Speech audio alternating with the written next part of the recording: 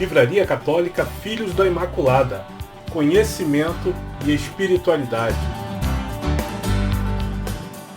Mateus, capítulo 26. Aumenta 10 e acha o versículo 36. Muito bem.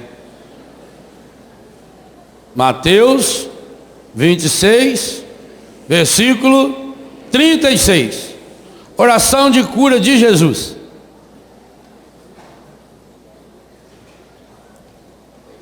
Qual é o título? Daí a gente já dá de conseguir pegar um pouco o nível dessa oração. Porque nós não podemos pensar que Jesus não tenha passado pelas consequências do pecado. Ele passou. Ele não teve pecado, mas assumiu em si as consequências do meio do seu pecado. Para a gente chegar à alegria que nós queremos, que nós começamos o dia de hoje na alegria e queremos terminá-lo na alegria, e a segunda pregação eu vou falar a partir disso, nós precisamos passar por esse processo de Jesus. Retirou-se Jesus com eles para um lugar chamado Getsemane e disse-lhes, eles aqui são quem? Os apóstolos. Discípulos não, são os apóstolos. Os discípulos é um grupo de 72. Os apóstolos é um grupo de 12. Então Jesus e os 12 apóstolos. Retirou-se Jesus com eles para um lugar chamado Getsemane e disse-lhes, assentai-vos aqui, enquanto eu vou ali orar. Tomando consigo Pedro e os 2 filhos de Zebedeu. Quem são esses 2? Tiago e João. Então ele levou, Jesus foi com os 12 apóstolos, mandou eles ficarem ali, e disse, vou ali rezar. E levou com ele Pedro, Tiago e João. Começou a entristecer-se. Jesus ficou triste. Eu falava ontem que a cura interior não é um processo de nos transformar em seguidores de Buda, em pessoas que não sentem nada, em vacina. Não. Começou a entristecer-se. Mais do que isso. E a angustiar-se. Se você ler esse mesmo esse trecho em São Lucas 22, 39, São Lucas diz que a angústia de Jesus foi tão grande que ele chegou a suar sangue. Você já suou sangue alguma vez? Então não chegou em angústia ainda, está muito longe.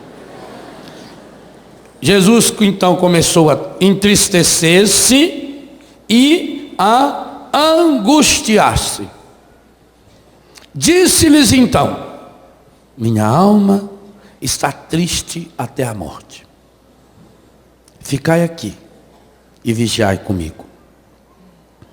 Adiantou-se um pouco e, prostrando-se, com a face por terra, assim rezou.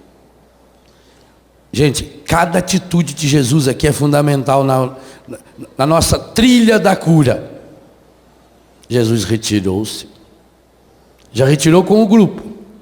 Depois se afastou um pouco mais com 3. Pediu ajuda para eles. Não pediu ajuda? Ficai aqui, vigiai comigo. Adiantou-se um pouco, prostrando-se com a face por terra. Assim rezou, meu Pai, se é possível, afasta de mim esse cálice. Todavia, não se faça o que eu quero, mas sim o que tu queres. Foi ter então com os discípulos e os encontrou dormindo.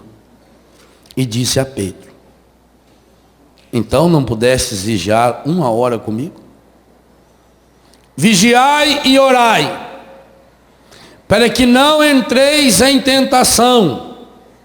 O espírito está pronto, mas a carne é fraca. Afastou-se pela segunda vez e orou dizendo: meu Pai, se não é possível que este cálice passe sem que eu o beba, faça-se a tua vontade. Voltou ainda e os encontrou novamente dormindo, porque seus olhos estavam pesados.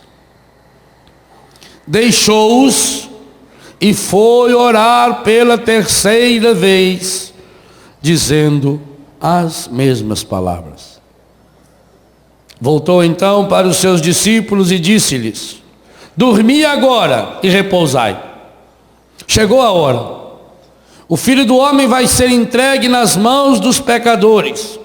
Levantai-vos e vamos. Aquele que me trai está perto daqui. Palavra da salvação.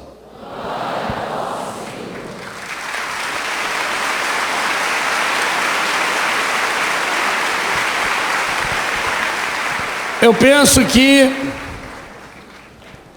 essa oração de cura interior que Jesus fez, porque essa oração é a grande oração de cura interior de Jesus. Não era cura espiritual, Jesus não precisava de cura espiritual, ele não pecou. Não era cura física, ele não tinha nenhuma enfermidade ali. Jesus fez uma profunda oração de cura interior, para nos ensinar também como fazer essa oração de cura interior. Sabe por quê? Muitos de nós aqui e aí em casa ainda não fomos curados? Porque nunca fizemos uma oração de cura interior seguindo o modelo de Jesus. É Jesus que diz para mim e para você: eu vim para que você tenha vida e a tenha em abundância. É Jesus que em João 14,6 diz: eu sou o caminho, a verdade e a vida. Ora, enquanto nós fazemos orações de cura interior seguindo os gurus da nova era, nós podemos até sentir uma paz, assim, um alívio interior, um desabafo espiritual, mas isso não é cura interior. Cura interior é uma oração feita a partir de uma suprema angústia. Segunda coisa pela qual muitos de nós ainda não fomos curados: nós não nos convencemos ainda de que estamos numa batalha, de que estamos numa guerra. Vou pegar um exemplo recente. Há 2 meses no máximo, o Brasil sagrou-se com um título fabuloso. Lembra qual? O Brasil foi pentacampeão. Que coisa bonita. Quanta gente assistiu lá no Rio de Janeiro com o Padre Jonas, alguns em Aracaju comigo. O Brasil foi penta. As pessoas saíram na rua e festejaram. Você assistiu os jogos da seleção? A grande maioria. Não responda para não mentir. A grande maioria assistiu. E a Copa do Mundo foi lá na Coreia, foi no Japão. E o horário lá é diferente, né? Do nosso.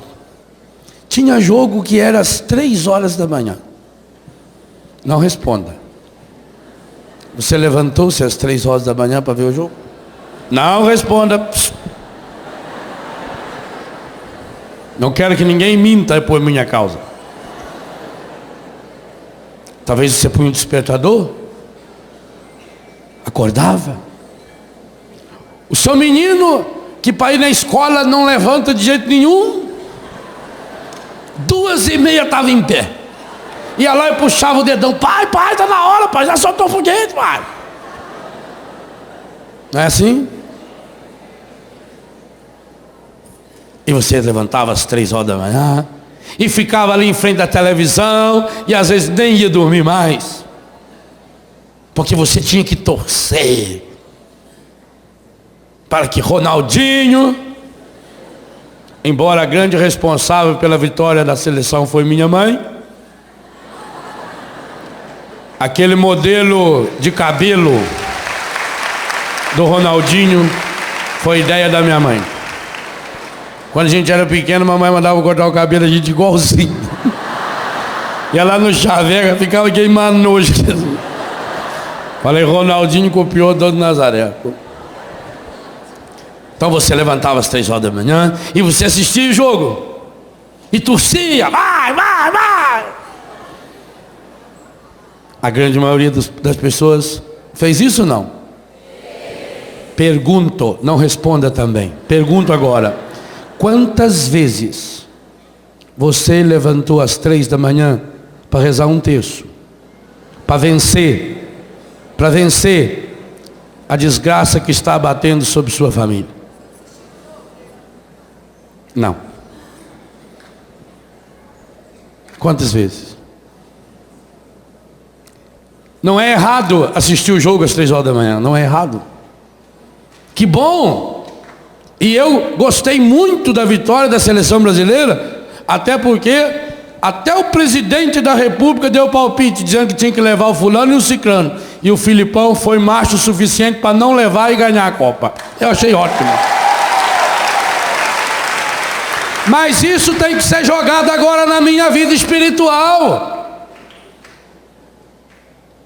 Ah, padre, eu estou lutando tanto para arrumar um emprego. Quantas vezes a família levantou às 3 horas da manhã e se colocou de joelho e rezou um terço? Não estou falando nem 1h30 que demora um jogo. Para pedir o emprego do marido. 99% das pessoas nunca fizeram. Por isso que eu peço, não responda. Não levante sua mão não, fica pensando. Se você fez isso, louve a Deus. Quantas vezes levantou às 3 horas da manhã e ficou 1 ou 2 horas em oração para libertar um filho das drogas? Eu tenho filho que foi levado para a minha casa e está lá há 7 meses, 8 meses, 1 ano, e a família nunca mandou uma carta.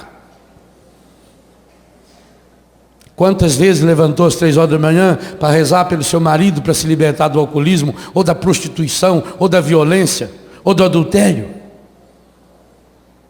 Ah, eu rezo muito. O quanto que é esse muito que você reza? Quanto? Segunda coisa, quantas vezes até hoje você se prostrou com a cara no chão? Ontem teve gente aqui que não aguentou ficar 5 minutos ajoelhado. Jovens. Ajoelha, já estica, já deita, já senta. Depois fica querendo passar a mão no ostensório como se fosse uma coisa mágica. Mete esse joelho no chão para ver o que muda.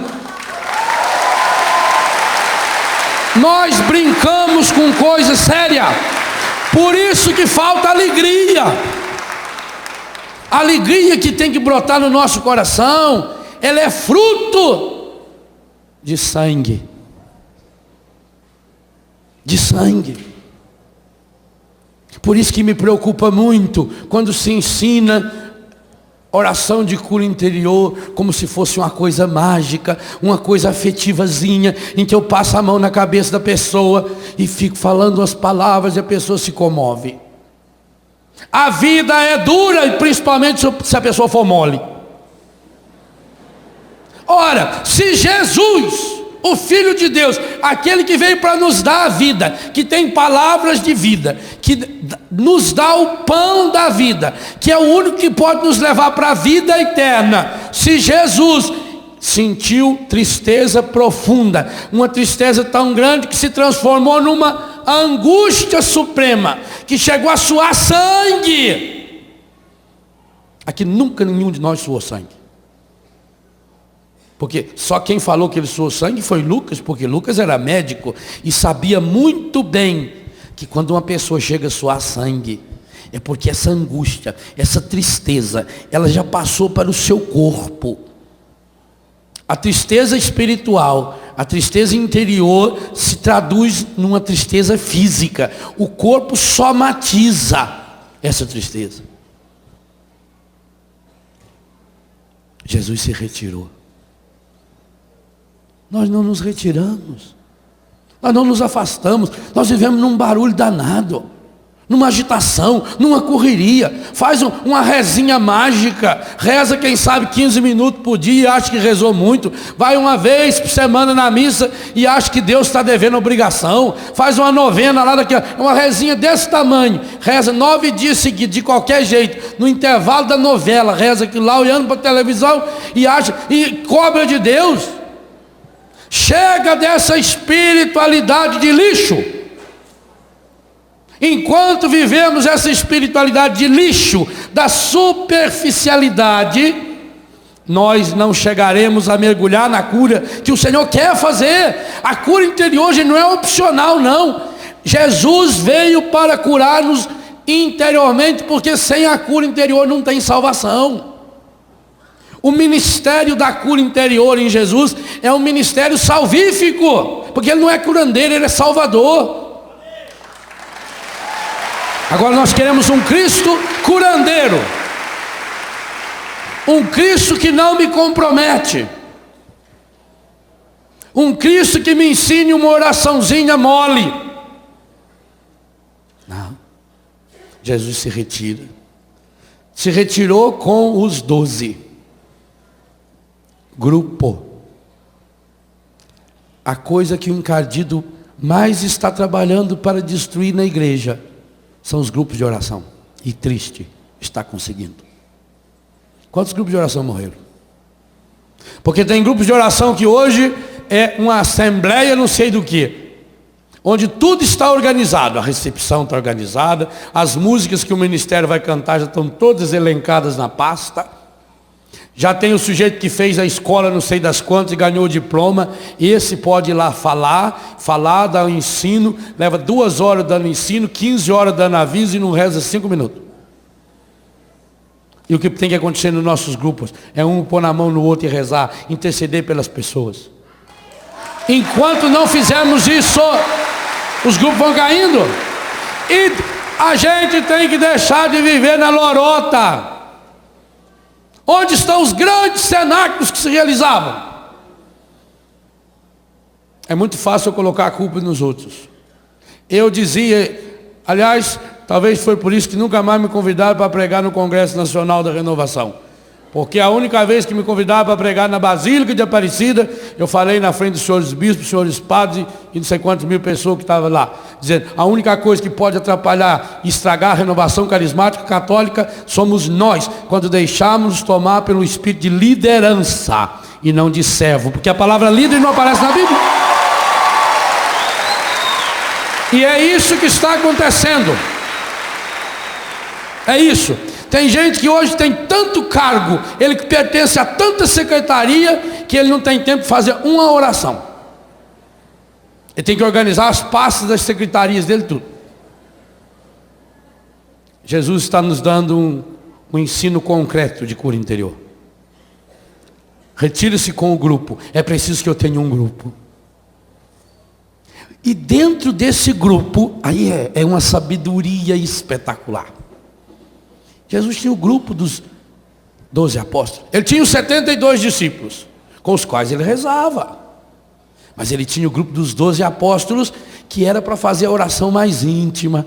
Foi para eles que Jesus ensinou o Pai Nosso.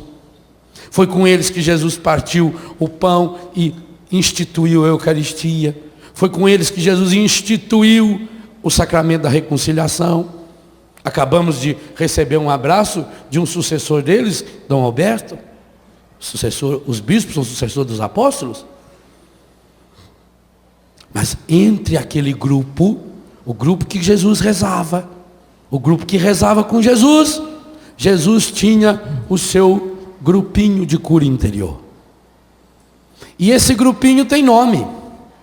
Era formado por Pedro, Tiago e João. Sabe o que me impressiona? Os 3 piores. Em matéria de relacionamento, os únicos 3 que a Bíblia conta que tinha defeito de relacionamento.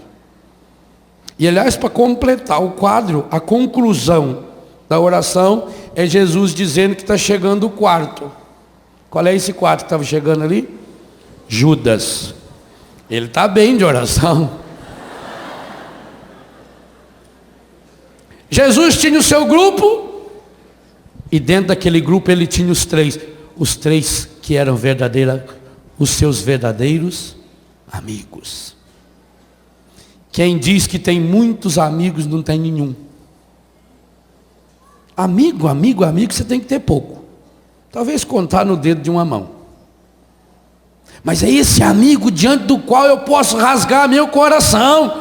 Meu irmão, minha irmã, aquilo que nós falávamos ontem das máscaras, as piores máscaras que existem são as máscaras espirituais, que criam corações mascarados, e corações mascarados em pouquíssimo tempo tornam-se corações empedernidos, corações de pedras, corações feridos e machucados, e aí a ferida lá de dentro não sai. Nós precisamos de pessoas diante das quais nós podemos rasgar o coração. Isso eu preciso na família, eu preciso na comunidade, eu preciso na igreja.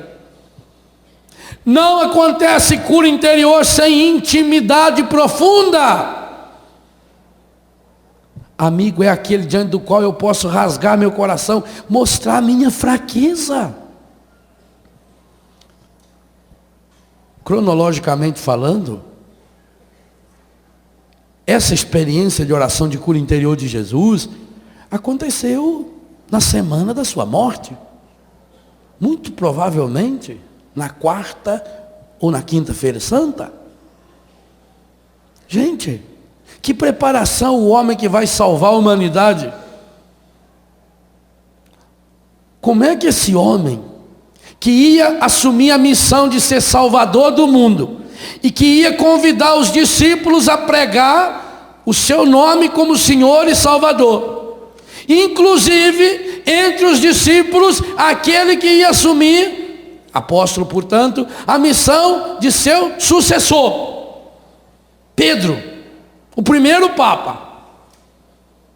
Que coisa estupenda! Jesus não tem máscara no seu coração, nem diante daquele que será o primeiro Papa.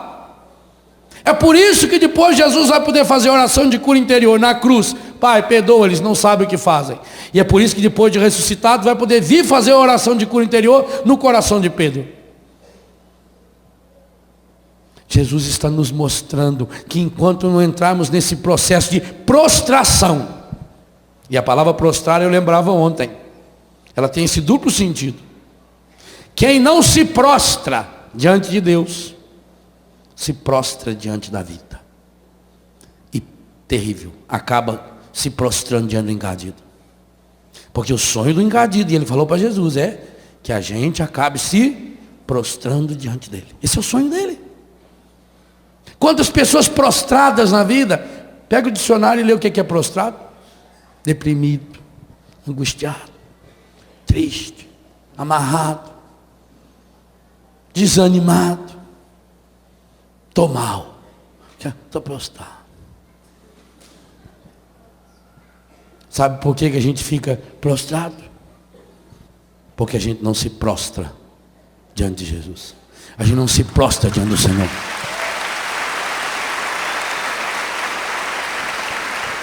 Sabe uma das coisas que mais tem chamado minha atenção? Pegue a sua Bíblia e comece a ler em Gênesis, não agora que não vai dar tempo. Quantas vezes vai aparecer pessoas em situações limítrofes? E qual é a atitude dessas pessoas? Prostrar-se em oração diante de Deus. Mas não uma oraçãozinha escondida lá no quarto, não. Quem quer experimentar a graça da cura interior não pode se esconder. Tem que tirar as máscaras. Jesus, embora não tivesse máscara, teve que tirá-las diante de Pedro, Tiago e João. Porque às vezes você podia dizer, mas eu não tenho para quem eu me abrir. Eu não tenho pessoas especializadas, experimentadas, cursadas ou sei lá o quê. Talvez tenha sido pedagógico que Jesus escolheu Pedro, Tiago e João, para mostrar para nós, olha aqui, diante de quem eu me abri. Pedro, o único que o negou 3 vezes. Tiago e João receberam de Jesus o apelido de Boanerges, filhos do trovão. Pensa bem. Às vezes a gente fica triste porque uma pessoa falou mal da gente. Jesus não falou mal, não. Ele chamou os dois de filhos do trovão. É feio. Trovão assusta. E de Pedro ele deu um apelido para Pedro que Deus o livre guarde. Mateus 16. Afasta-te de mim, encardido. Que coisa. De nenhum outro apóstolo ele chamou, nem Judas. Pedro, encardido. Tiago e João, filhos do trovão. Pior ainda, pois foi diante dessa trinca medonha que Jesus 3 vezes se prostra em oração. Parece que as 3 vezes que Jesus se prostra significa uma para Pedro, uma para Tiago, uma para João. Talvez será por isso que Paulo vai escrever em Gálatas que os colunas da igreja, ou as colunas da igreja, é Pedro, Tiago e João. Jesus se abriu com eles. Jesus mostrou a angústia para aqueles 3. E pior, os 3 não deram bola para a angústia dele. Puxaram a paia. Padroeiros de muita gente que vão rezar e dormem.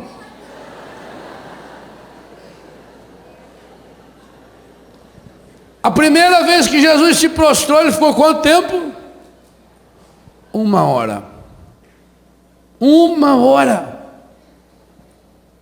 Tenta ficar 1 hora prostrado, com a cara enfiada na terra.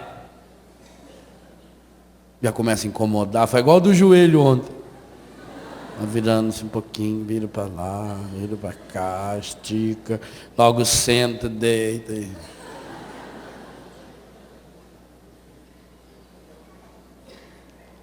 Jesus se prostra e abre o coração para Deus. A dupla dimensão na cura interior. Eu preciso ter pessoas. A cura interior se dá através de pessoas. Cura interior não é uma oração para eu ficar fazendo escondidinho, para não mostrar para os outros. Enquanto eu ficar com as minhas máscaras, Deus não me cura, não tem jeito.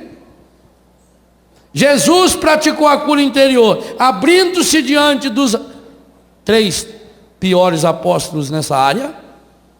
Parece que ele escolheu a dedo. Chorou diante deles. Desmoronou. Essa palavra cabe muito bem a esse texto. Caiu, desmoronou. Angústia suprema. E rezou ao Pai. Abriu o coração.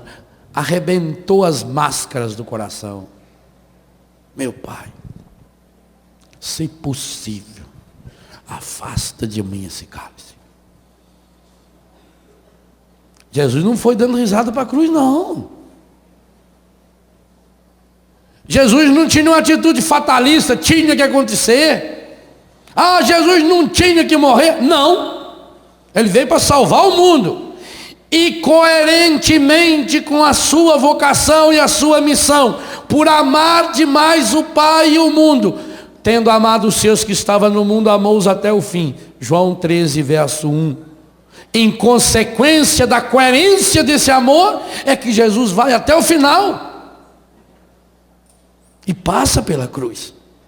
Mas a chegada da cruz teve Getsemane. Esse Jesus que quer dar a vida a mim, a você, está nos ensinando algo muito importante.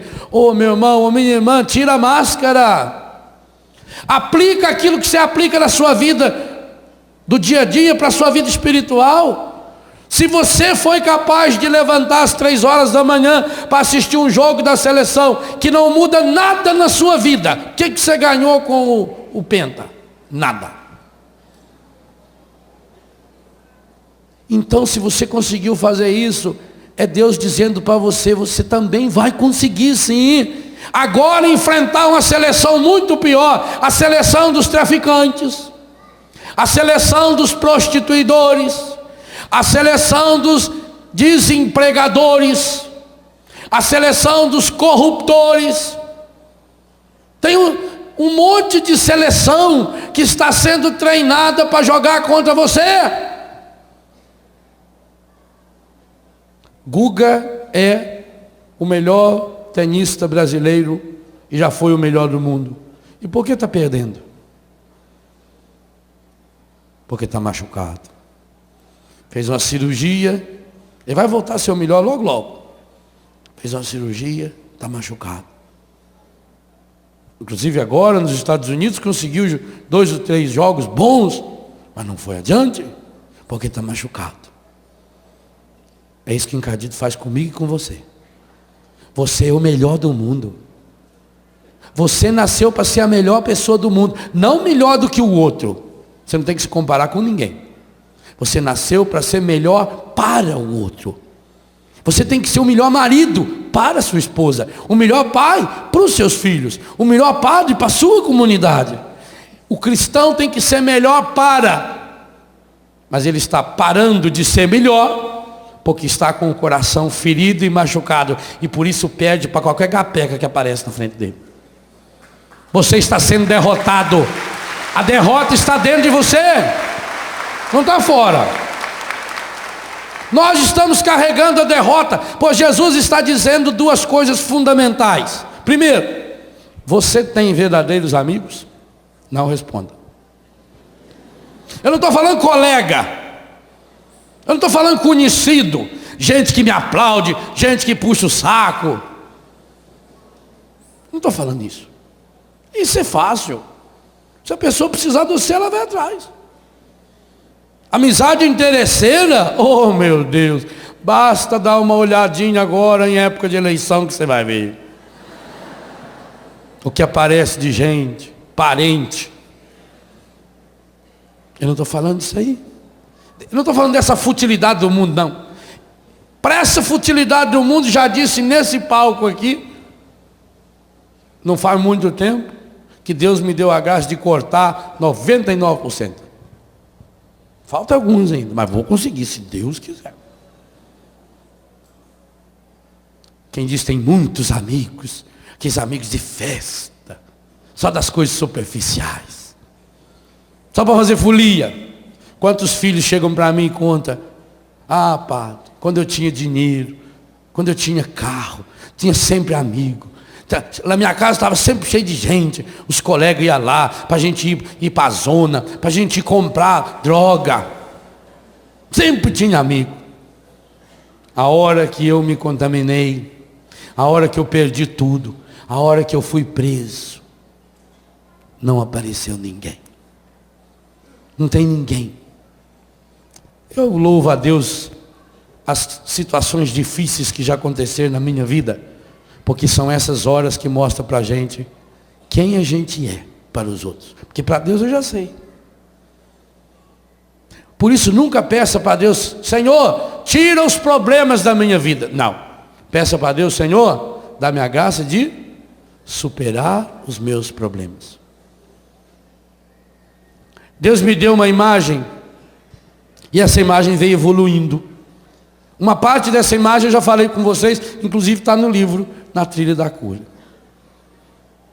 E outra parte Deus está me dando dessa imagem, e com certeza vai me dar muito mais. Daquele menino, que depois de uma tempestade violenta, como aquela de anteontem, de manhã, ele saiu na varanda da fazenda e gritou para o avô: vô, corre aqui! Vô, vem ver, vô! Como é que o senhor explica que essa figueira, essa árvore que gastava 4 homens para abraçar o seu tronco, como é que essa figueira tombou, vô? O vento derrubou a figueira, vô! E como é, vô, que aquele pezinho de bambu, tão fininho, como é que aquele pezinho de bambu não caiu, vô? Aí o vô pôs ele aqui no cangote. Falou, vem cá. Aí foi lá na figueira, mostrou a figueira. Falou, nossa, vô, ela está oca. É, filho, com o tempo a figueira foi ficando oca. Vô, mas não parecia. É por causa da casca, filho. Tinha uma casca muito grande. A gente não via, se olhava para a figueira, ela estava lá, metidona, poderosa. Achou que era muito importante. O vento. Ele falou, vô, mas o bambu também é oco. Aí o vô gostou mais ainda. Falou, então vem cá. Aí chegou lá no bambu, bambuzinho pequenininho. Falou, primeira diferença. O bambu sabe que é oco desde pequeno. Então a primeira coisa. Primeira coisa que o bambu ensina para mim e para você. Depois você vai naquela tosse de bambu ali e aprende o resto. Primeira coisa que o bambu ensina para mim e para você. Desde pequeno a gente é oco. O que significa isso? Vazio para poder encher-se de Deus. Por isso que a gente foi feito oco. Por isso que a gente nasce vazio. Porque Deus quer nos encher com o seu em plenitude. Então, primeira coisa, o bambu sabe desde pequeno que ele é oco. Então, sabendo que é oco, que é fraco, ele toma alguns cuidados. Segunda coisa que o bambu nos ensina, a nossa vocação é o céu. O bambu é uma grama, é da família das gramíneas. Enquanto as gramas comuns se alastram, o bambu, sendo uma gramínea, sobe. Porque ele tem uma meta. Todo bambu só cresce para o alto. Você também. Ou você cresce para o alto, ou a tempestade vai derrubar você. Eu tenho que ter uma meta. É no alto que está a vossa meta. Somos cidadãos do céu. Nós nascemos para lá. É lá para cima que eu tenho que olhar. O bambu está sempre olhando para o céu. Sempre buscando o alto. Sempre buscando a graça de Deus. Terceira coisa. Se ele quer crescer muito, ele tem que ter raízes profundas. Por isso, ele vai se alastrando. O tanto que um bambu cresce para cima, ele vai se alastrando na terra, ele vai enfiando, ele vai achando pedra, a raiz vai abraçando, abraça no outro tronco, ele enche. Eu tenho lá em Betânia um bambu chinês, já tem uns 3 anos que ele está plantado, está nessa alturinha. Ainda vai levar mais uns 2 anos para ele começar a crescer. Mas quando ele crescer, ele vai chegar a 20, 30 metros de altura. Ele leva 5, 6 anos só criando raízes. Terceira coisa que o bambu ensina para mim e para você. Se eu quero chegar lá no alto, eu preciso ter raízes sadias, raízes saradas, raízes curadas. E o que significa raízes? Raízes é aquilo que a gente tem escondido. A árvore, com o tempo, ela vai envelhecendo, as raízes começam a aparecer. Conosco também.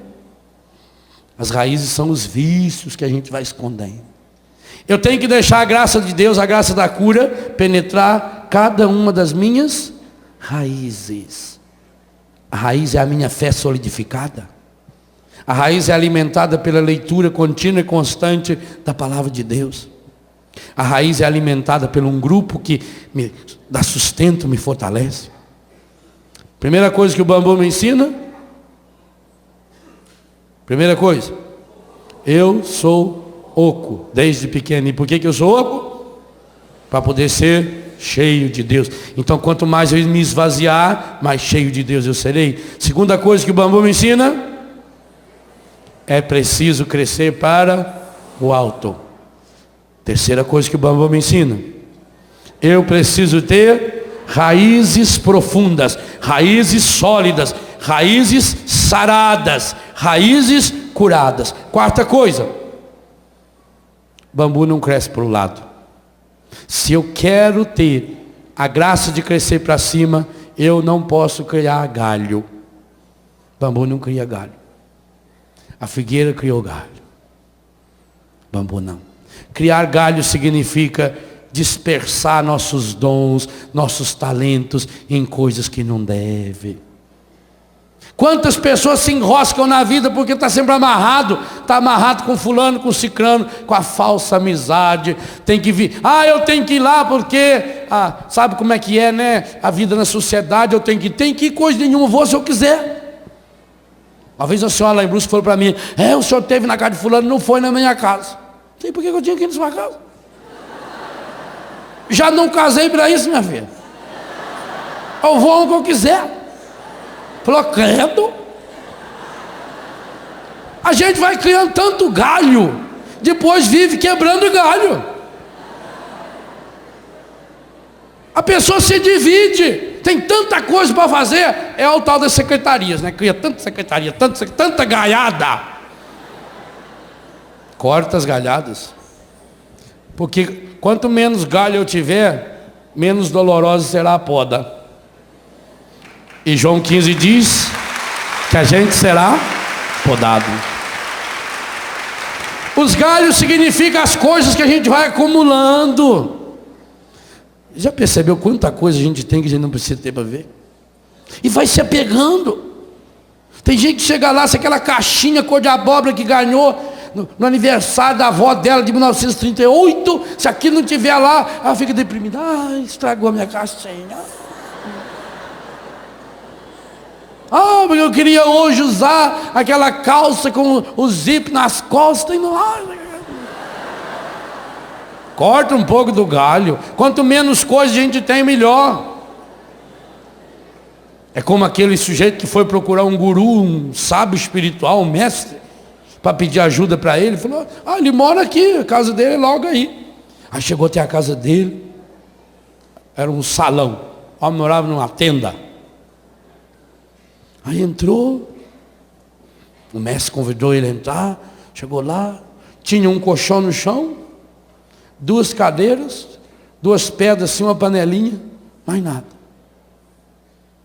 Aí o homem ficou impressionado com aquilo e falou, mestre, onde estão as suas coisas? Aí o mestre riu e falou, onde estão as suas? Ele falou, mas eu estou aqui de passagem. Eu também. Nós estamos aqui de passagem. Se você quer crescer lá para o alto, corte os galhos. Corta a galhada. Canaliza. Crescer para o alto e tirar as galhadas significa investir a minha vida. E isso vale para tudo. Quantas famílias estão cheias de dívidas, cheias de problemas, porque não se une. Corta o galho, corta o supérfluo.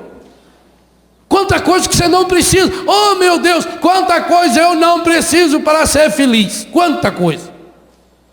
Eu não preciso. Só que a gente vai se apegando, O galho é assim, ele vai grudando. O galho cresce aqui, gruda lá. Aí aquilo parece que já faz parte do galho. Aí tem que proteger aquilo. E aí vai ficando pesado, vai ficando pesado. O galho é muito grande, aí começa bicho vir fazer ninho ali em cima. E cobras e lagartos, e vai apodrecendo. E a pessoa tenta proteger os galhos, corta os galhos.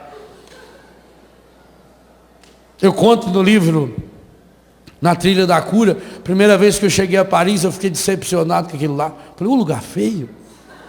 Era inverno, aquelas árvores tudo seco. Eu falei, por que não corta isso tudo, né?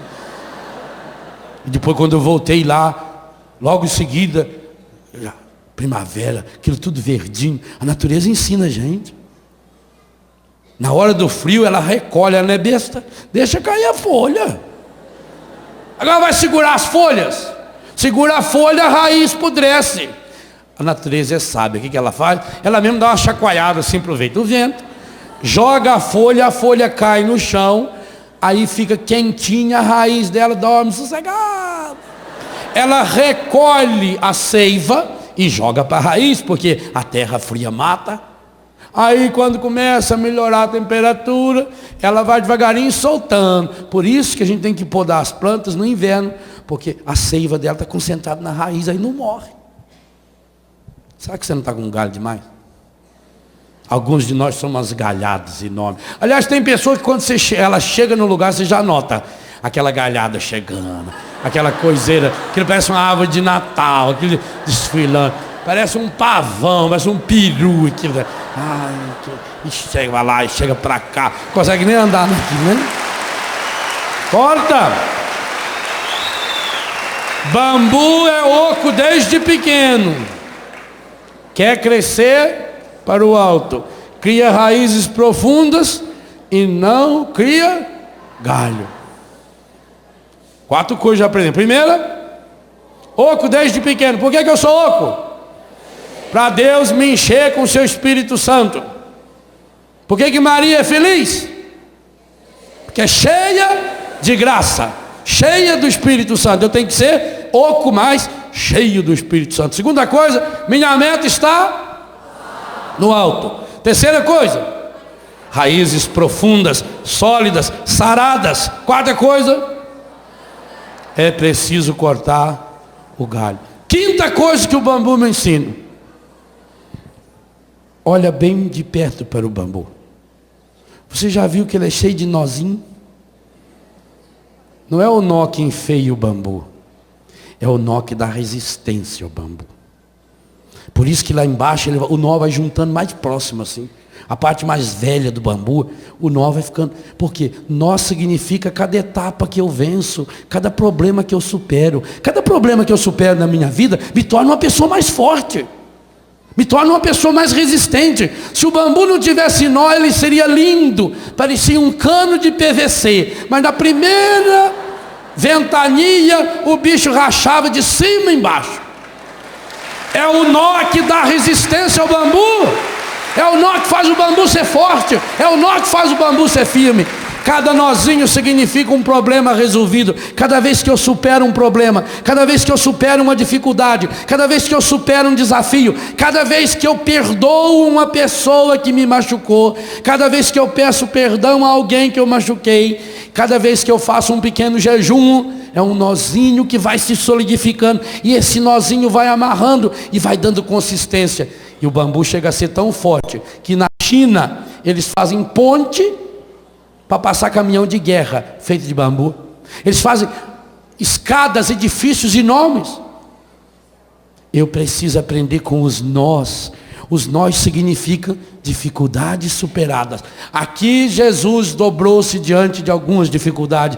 Nós que ele superou, nós que ele assimilou. Meu irmão, uma coisa muito importante: problemas todos nós temos. Os problemas precisam ser assimilados e não fugir do problema. O mundo de hoje ensina você a fugir do problema. Toma um gole de cachaça que passa. Toma um Doril, a dor sumiu. Não vou falar mais nada, senão rima com esse negócio aí, não deve. Toma isso que vai para você para onde? Não. Jesus está dizendo para você: supere os problemas, vença os problemas. Eu estou aqui para mostrar como. Para você superar esses problemas, você precisa ter a humildade do bambu, de se pinchar no chão, de se enraizar no chão, e cada dia viver como um dom de Deus. Por isso que Jesus, o Deus da vida, nos ensina: o pão nosso de cada dia. Tem um problema a ser superado, supere esse problema agora. Resolva. Como que eu vou resolver? Jesus deu a pedagogia para nós. Vai para o seu grupo. Lá no seu grupo, aquelas pessoas que são amigas, 2 ou 3 pessoas. Aliás, o evangelho de hoje vai tratar dessa mesma temática. Coloque-se com essas pessoas num momento retirado de oração. Abra o seu coração, faça uma oração honesta. Meu Deus, minha alma está triste. Senhor, eu estou abatido. Senhor, eu estou com dor. Senhor, eu estou abatido demais. Senhor, eu estou machucado. Senhor, eu estou ferido. Senhor, eu estou me sentindo sozinho. Chora diante de Deus, chore suas mágoas diante de Deus. Aquela definição linda de oração que está no primeiro livro de Samuel, capítulo 1, versículo 10, 11, 12, 13, 14 e 15. Ana rezando. E quando o sacerdote acha que ela está bêbada, porque o jeito que ela rezava, ela diz: não, eu não estou bêbada. Eu derramo a minha alma na presença do Altíssimo. Que definição de oração. Derramo a minha alma, derramo. Derramar é pegar um copo e derrama minha alma na presença. E você derrama sua alma na presença de quem? O bambu tem nós. E nós significa etapas. Uma longa caminhada se faz com pequenos passos. Andar é a coisa mais fácil que tem. Você só mexe o pé de trás, ó. Observe que depois em casa você pode fazer a experiência. Veja, ó, só estou mexendo o pé de trás. O da frente eu nem me incomodo com ele. E anda. Significa que problemas a gente tem que solucionar um de cada vez. Ai, padre, eu tenho 30 pratos para lavar. Você nunca lavou 30 pratos. Você lava um, depois um, depois um, depois um, depois um, depois um, depois não tem. Faz um por vez. Conquiste. Cada etapa vencida, cada etapa é uma etapa, cada etapa é uma vitória. Celebra essa vitória. Os nós são aquilo que fortalecem o bambu. Primeira coisa que o bambu me ensina: eu sou oco. E por que eu sou oco? Para ser cheio de Deus. Segunda coisa que o bambu me ensina: é preciso crescer para o alto. Terceira coisa: eu preciso ter raízes sólidas, firmes, saradas. Raízes saradas, curadas. Quarta coisa: o bambu não cria galho. Quinta coisa: fazer dos nós uma amarra, uma resistência. Como numa construção, você vai fazer um prédio, a cada pedaço de construção tem que fazer um amarro, tem que colocar uma estrutura. É isso que sustenta a gente. A construção é um tijolo em cima do outro, tijolinho por tijolinho. A vida é assim. O mundo de hoje oferece tudo pronto, tudo mágico, tudo automático. Não! Jesus está dizendo para nós que a cura interior é um processo onde o Espírito Santo se junta ao meu espírito, se une ao meu espírito. Romanos 8, 26. O mesmo Espírito se une ao meu. Ele não faz por mim. O homem que chegou lá na igreja: o padre, eu queria que o senhor rezasse para a minha cura. O padre falou: você tem que ter fé, meu filho. Ele falou: eu tenho muita fé, padre, muita fé. Eu tenho tanta fé que eu vim a cavalo. E eu deixei meu cavalo lá na porta da igreja, eu nem amarrei ele, porque eu sei que Deus está cuidando do meu cavalo. Vai amarrar o cavalo, rapaz? O senhor não acha que Deus tem coisa mais importante a fazer que ficar segurando o cavalo na porta da igreja? Ora! Amarre seu cavalo. Faça sua parte. São nós que a gente aprende com os problemas, com as dificuldades. Sexta coisa que o bambu nos ensina: meu filho, olha bem para esse bambu. Ele está sozinho? Não. A primeira coisa que o bambu faz, quando ele começa a crescer, ele deixa o vento, e esse vento é do Espírito. Eu falei aqui em Pentecostes. Ele deixa o vento jogar uma sementinha do lado, e outra do lado, e outra do lado. Bambu só cresce em toça. Por isso que você olha de longe, uma toça de bambu é maior do que uma figueira, é maior do que uma árvore. E essa toça é tão grudada, por quê? Primeiro, não tem galho. Nenhum deles tem galho. Segundo, porque eles têm raízes profundas, todos eles. Terceiro, porque todos eles estão crescendo para cima. Quarto, porque todos eles sabem que são ocos. Quinto, todos eles vão se grudando um no outro, porque aprenderam a fazer isso consigo mesmo. Quem aprendeu a superar os nós, vai aprendendo agora a se apoiar um no outro. O bambu se apoia em si mesmo pelos nós. Problema superado é vitória garantida. E agora se apoia em quem está do meu lado. E um se apoia no outro. E um balança junto com o outro. E eles vão até se entrelaçando. Se você tentar tirar um bambu lá do meio da toça, você não consegue. Ele está grudadinho. Bambu nasceu oco. Quer ir para o alto. Portanto, cria muitas raízes. Supera cada dia um problema. Os nozinhos que a vida vai lhe oferecendo. Cada problema superado é um nó que firma. E ele se torna forte. E ele se torna firme. Ele vai cortando os galhos. Quem não corta os galhos não consegue viver em comunidade. Por que as pessoas não conseguem viver em comunidade? Tem gente que não pode, como é que vai pôr 2 pavão macho junto? Não cabe. A hora que eles abrem é que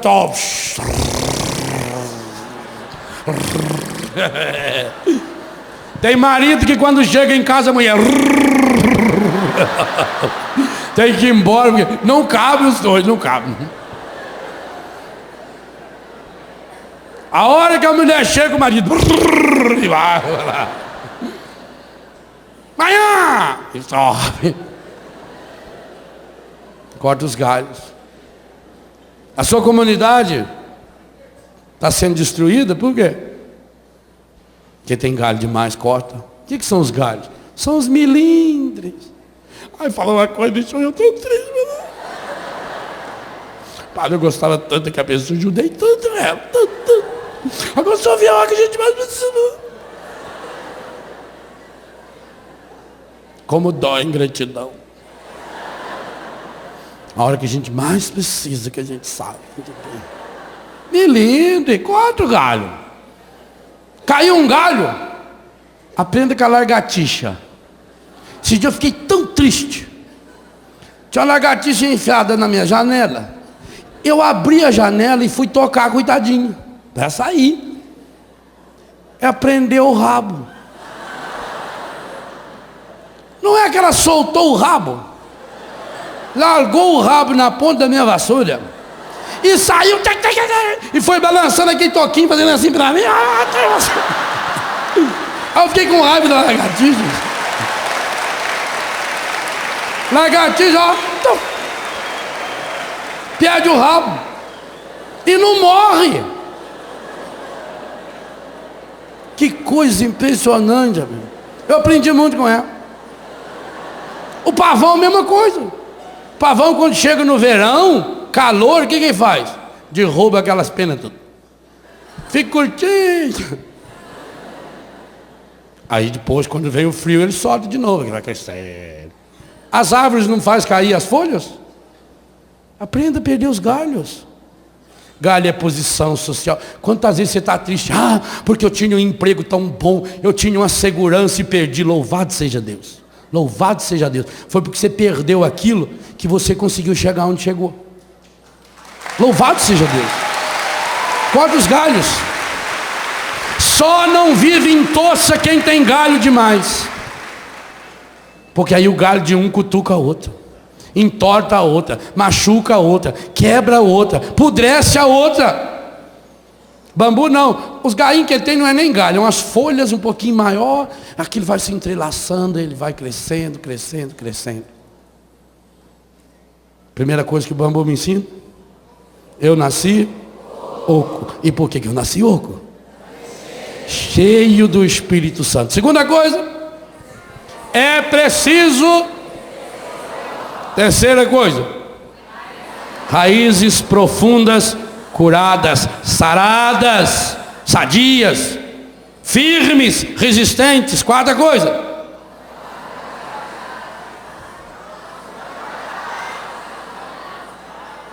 chegue num acordo. Se eu quero crescer para o alto, eu preciso cortar os meus. Quais são os galhos que eu preciso cortar?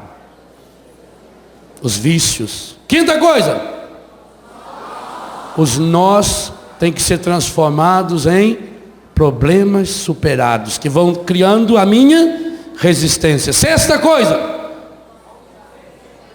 o bambu cresce sempre em toça. Sétima coisa, tudo em Deus é perfeito.